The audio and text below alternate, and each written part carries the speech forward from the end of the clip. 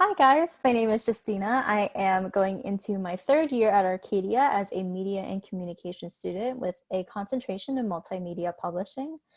Um, I'm from Philadelphia, so I live really close to Arcadia, but I'm here to talk about some of my advice to give for the upcoming semester through our all modes approach method at Arcadia.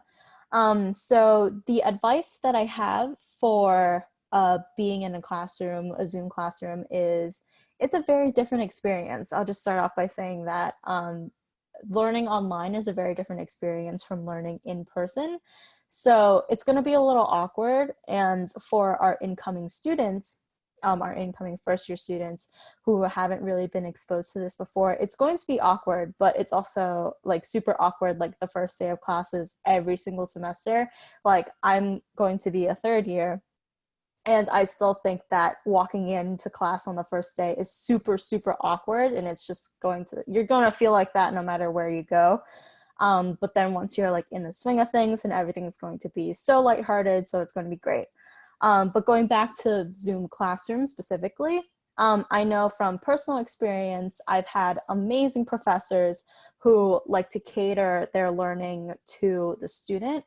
So I've had a lot of my professors like work with us, ask us what feels comfortable to them.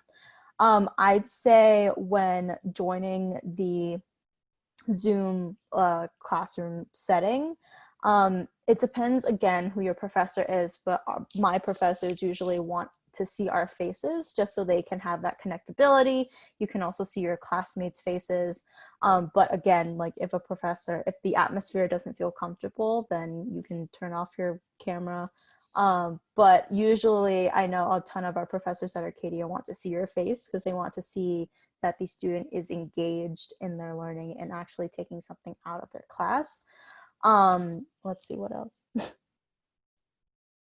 Oh, it is recommended that you keep your microphone on mute because a lot of noises can happen in the background. Like I know I had my one class, like I did it in my kitchen because the connectivity was better and my mom was making dinner at the same time. So like, you gotta be aware of those background noises and, maybe a car is driving by if you live near the highway.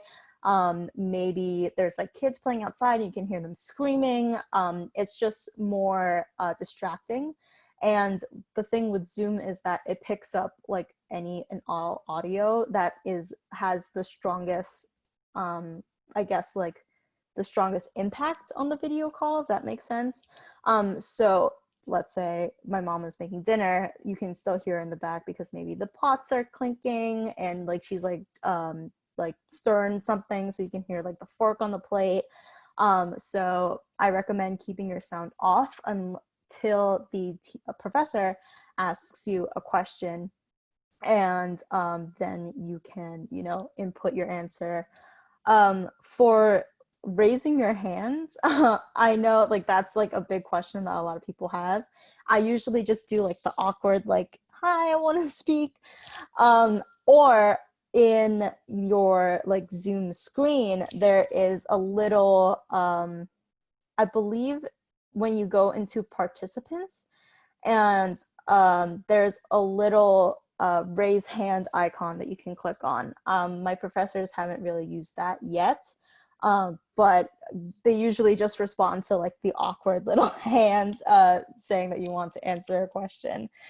Um, Going off of that, how you usually participate is I wait until the professor maybe asks us a question, opens the field, and like I said, it's going to be a little awkward.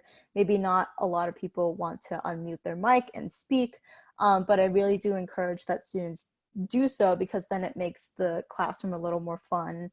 And especially like if you know the people who are in your class and you're starting to get to know them, or if it's your first day and you want to get to know them, it's a nice way for them to like see who you are and see your personality.